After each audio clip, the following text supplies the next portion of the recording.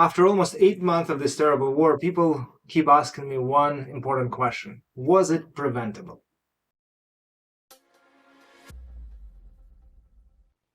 Hello, I'm Dr. Sam, this is Dr. Sam's Health. I continue talking about the war in Ukraine, this terrible event that's still going on in Ukraine for almost 8 months now. Russia is still invading Ukraine, occupying its territories. There are a number of referenda happening there, and further annexion of Ukrainian territories. And unfortunately, I have to continue talking about that because I want to keep people in Anglophone audiences being aware of what is going on in Ukraine. People are dying. And today I would like to talk about one big question that a lot of people ask me, specifically whether they believe that this war was preventable or not. And I remember actually quite clearly how I spoke to a couple of friends of mine just before this war began on February 24th, 2022. And they were asking me about this Russian troops being very close to Ukraine and talking to me about, like, do you think it's possible to prevent this war? And I remember that I had some ideas in terms of like what could have been done then. But also I just realized that after all this month of this war, all this death, all these other events that were happening, like a new referenda in Donetsk, Luhansk area, and like temporarily occupied territories of Ukraine, further annexion of Ukrainian territories, I'm starting to realize that the short answer to the question, was this war preventable, is yes, but the slightly longer one would be yes, but the price would be very, very high. And that is something I would like to talk about today. Prior to doing so, I will do my regular disclaimers. First, I'm a medical doctor, but I do not provide any kind of medical advice over internet, over YouTube, on my blog, my website. Obviously, I'm not going to talk about Putin's mental health or anybody's mental health in general, except for maybe I'll mention that obviously events like that lead to occurrence of multiple mental illnesses, such as post-traumatic stress disorder and others. And on top of that, I talk about things that represent solely my opinion, not the opinions and statements or positions of my governing bodies, my colleges, my universities, my profession, not necessarily in the position of Ukrainians. I'm just a guy who lives in Canada, who was born and raised in Ukraine, and I have my opinion. And here I would like to share my opinion with you. So let's begin. Let's talk about whether this war was preventable or not. Very first thing I would like to say that several months ago, before the beginning of this war, I was thinking that yes, there could have been certain things that could maybe have prevented this war or delayed it. And there are a plethora of little things. One of them would be potential stronger position of the West. Just sending clear signal to Russia that if there is any kind of invasion of Ukraine, we're gonna respond fast, and it will be a very strong response. It would basically mean the beginning of World War III, or a major war between the West and Russia. Okay, that was one thing. Clearly didn't happen. Another thing, or like set of things, would be the actions of Ukrainian government. What could have they done in these last years to prevent this war? One thing would be possibly, I don't know what was happening there, to prepare better for potential war. And we know for sure that the West was pretty much telling the Ukrainian government that Russia is going to invade, do something about it, and we're not sure what exactly was done. Clearly something has been done. Certain weapons were shipped to Ukraine, certain military personnel were trained, but also there are, say, pieces of information that tell us that not much has been done, or the preparation could have been better. I'm not a military strategist. I didn't know exactly what was happening there, and it's hard to say what has been done, what could have been done better. There are all kinds of possible scenarios. I can actually picture another scenario when Ukraine invests everything it has into the war, delays this war for, say, a year, And while doing so, the whole population of Ukraine is revolting against Ukrainian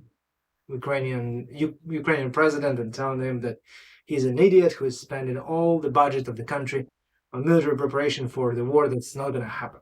So that is also possible.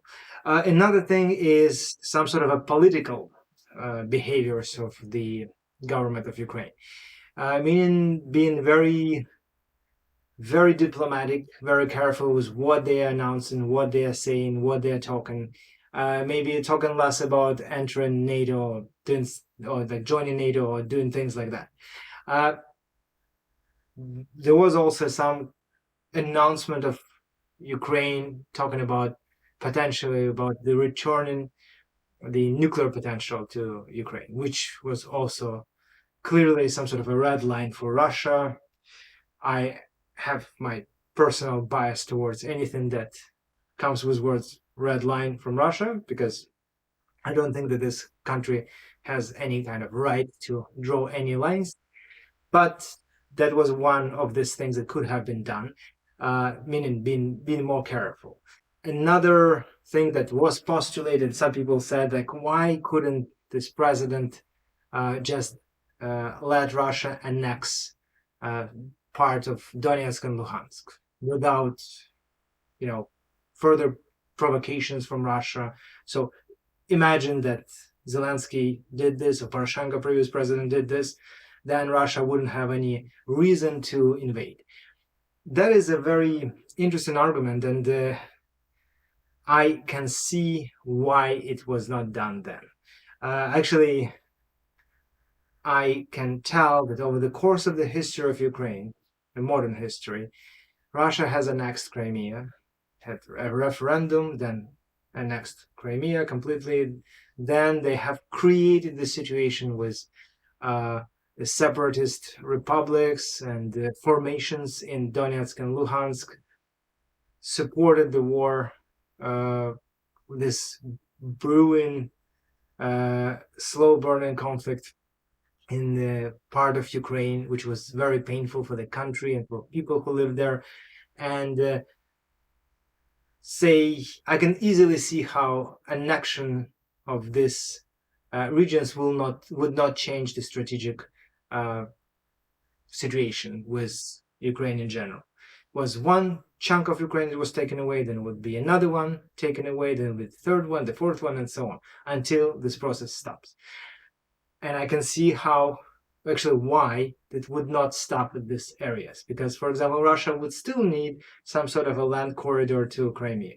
Russia would likely still need some sort of a corridor towards Transnistria in Moldova. So these are just like quick things that cross my mind as I speak, but there are likely way more interests there.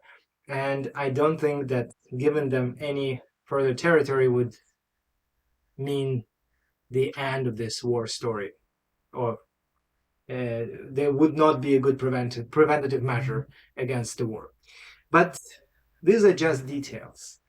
And I realized after everything they have done that actually Ukrainian nationalists were kind of right all the way. When I was growing up in a very Russian-speaking city, we were not making fun, but we were very apprehensive of all the statements that were kind of nationalistic, and a lot of people in Western Ukraine, they really hated Russians.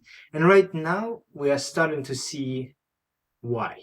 Because they had decades, if not centuries, of history under Russians' boots, effectively, and under Russian oppression. And they have suffered a lot of repressive measures from Russian Federation, Tsar Russia, and so on. And I can see why, almost on genetic level, they hated Russians. So I believe that the only way to prevent this war from happening would be becoming something like Belarus, a state that is completely under Russians' influence. You see, I think that there is something about Ukraine, about the fact that we have maybe poor, but democracy. We are electing our presidents. We have certain history that likely Russia, great Russia, doesn't like, because it's hard to say that Russia is a great country, has very long traditions, if their traditions stem from Kievan Rus, right? And you got Ukraine, which is like not even a country, not even a state according to Putin, but it is the country that has Kiev, that is like a mother of Russian cities, or the country that has Crimea, which is the cradle of Russian Navy, or a country that has a history of Zaporizhzhia Sich, these Cossack mercenary camp, and so on and so on and so on. And I think it was very painful for certain Russian leaders that Ukraine separated from Soviet Union, and they could not forgive it, and they could not live with that at all. So we had first two presidents that were old school communists, Kravchuk and Kuchma, who were relatively good in diplomacy. They gave up the nuclear weapons. They managed to balance between Russia and Europe.